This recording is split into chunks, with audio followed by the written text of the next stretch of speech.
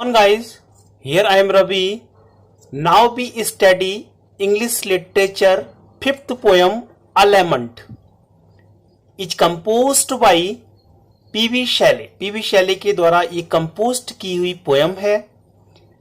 It means इसका मतलब होता है लेमेंट का मतलब बिलाप करना। बिलाप करना इसका मतलब होता है या शोक मनाना।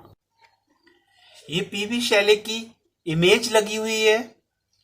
इस पोयम में क्या है, इस पोयम में पोइट अपने जीवन की निराशा और असफलता को दर्शाते हैं। The poem is an outcomes of the poets disappoints and failures in life. जो उनकी फेलर और डिसअपॉइंट को बताती है, उनकी घनघोर निराशा को बताती है। The poet images that he is standing on the last step of time. He looks at his past life with a faint heart and feels that his death is approaching him.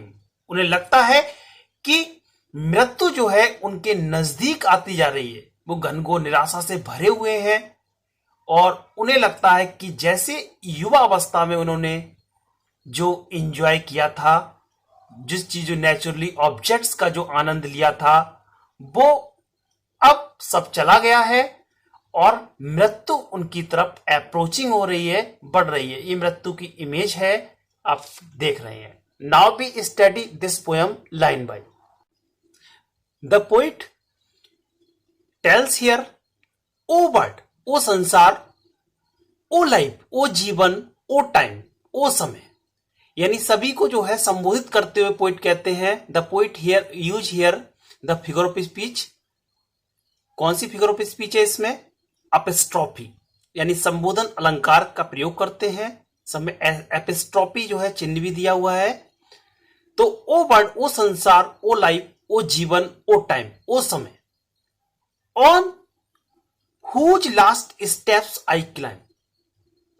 अब मैं इसके अंतिम पड़ाव पर हूं या अंतिम सीढ़ी पर हूं। तो मैं कहां पर हूं?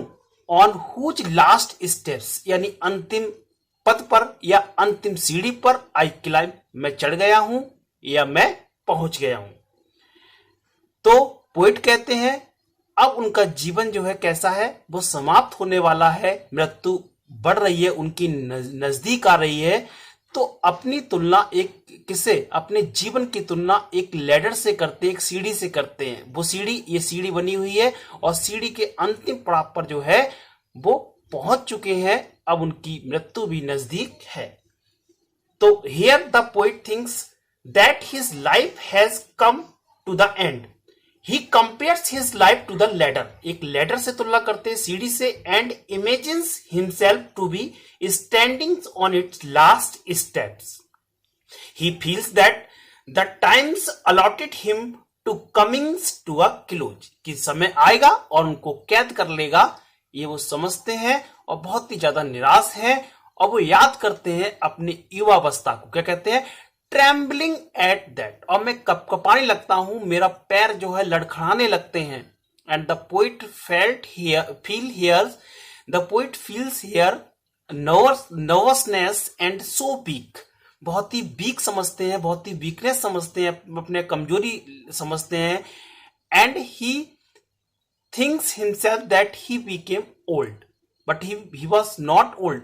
वो ओल्ड नहीं थे, बट अपने आप को लगता है कि मैं ऐसे लड़खड़ाता हूं, ऐसे मेरे कदम लड़खड़ा रहे हैं जैसे कि मैं बूढ़ा हो गया हूं। Where I had stood before, जैसे पहले, यानी अपनी युवावस्था में तो वो सामना किया करते थे। ही faced all the difficulty which come in his way, जो उनके रास्ते में जो भी डिफिकल्टी बाधाएं आया करती उनको सामना किया करते थे। Now he feels himself so weak, लेकिन उन्हें अब बहुत ही कमजोरी महसूस होती है और उनके पैर भी लड़खड़ाने लगे हैं। When will returns the glory of your prime. When means कब, विल रिटर्न लौटेगी, द ग्लोरी मींस शान शौकत, जैसी ऑफ योर प्राइम। प्राइम का मतलब जैसे युवावस्था में जो शान शौकत थी, जिस तरह से वो इंटरेस्ट लिया करते थे, वो ग्लोरी उनकी वो कब लौटेगी? नो मोर, अब नहीं। और ओ नेवर मोर, और अब कभी नहीं लौटेगी। यानी उनकी जो ग्लोरी शान शौकत है, उन्हें लगता है वो अब कभी भी नहीं लौटेगी। Because death is approaching towards him, उनकी तरफ डेथ इज अप्रोचिंग हिम, उनकी तरफ बढ़ रही है। And he is very disappointed and regrets that the freshness of joy in life and its varied experience as he had in the past will not return to him now। अब वो उनके पास कभी भी नहीं लौटने वाला है। The time has now gone forever, हमेशा हमेशा के लिए उनका समय चला गया है। Never to return, जो अब कभी भी नहीं लौटेगा। यहां पोइट को लगता है कि जितना भी उन्होंने अपने जीवन में आनंद लिया था, यानी अपनी अवस्था में नेचुरल साइट का आनंद लिया था, वो अब सब खो गया है। अब धीरे धीरे मृत्यु जो है उनकी तरफ बढ़ती जा रही है। ठीक है, अब उनका जीवन घोर निराशा से, घोर अंधकार से भर गया है कि ऐसा आनंद उनको, जैसा आनंद दिखाई दे रहा है आपको ये नेचुरल साइट का, वो आनंद अब कभी भी वापस नहीं आएगा। जीवन में घनघोर निराशा का अनुभव कर रहे हैं पीवी शैले।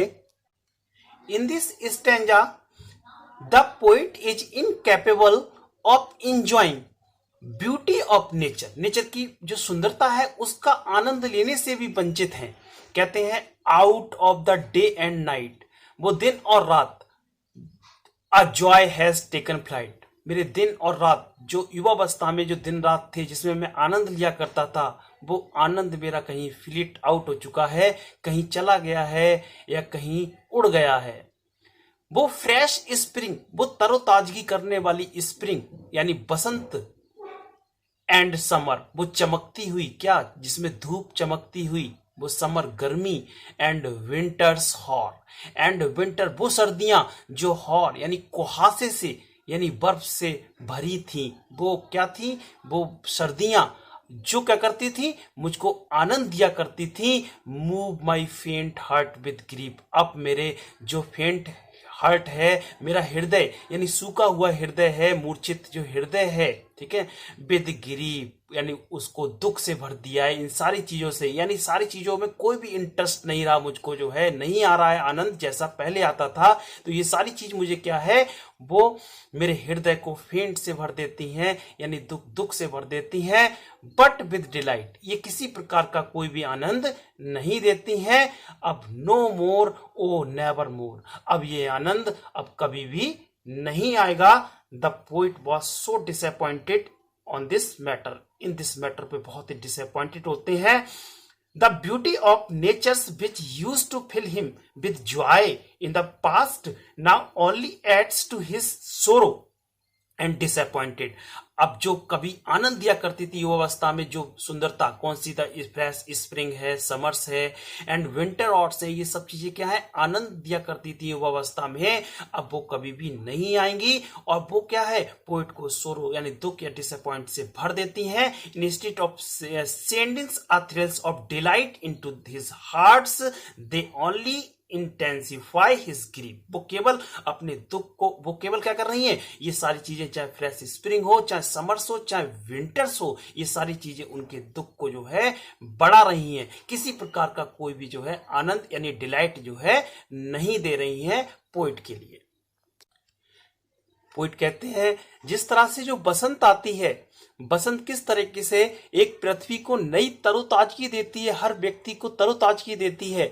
यानी बसंत में फूल खिल जाते हैं और पेड़ों पे हरे हरे पत्ते आ जाते हैं, सब चीज। लेकिन पोइट जो है इस चीज का आनंद नहीं ले पा रहे हैं, क्योंकि उन्हें लग रहा है कि यह मृत्यु जो है उनके नजदीक आने वाली है। बहुत ही ज्यादा उदास बैठे हुए हैं।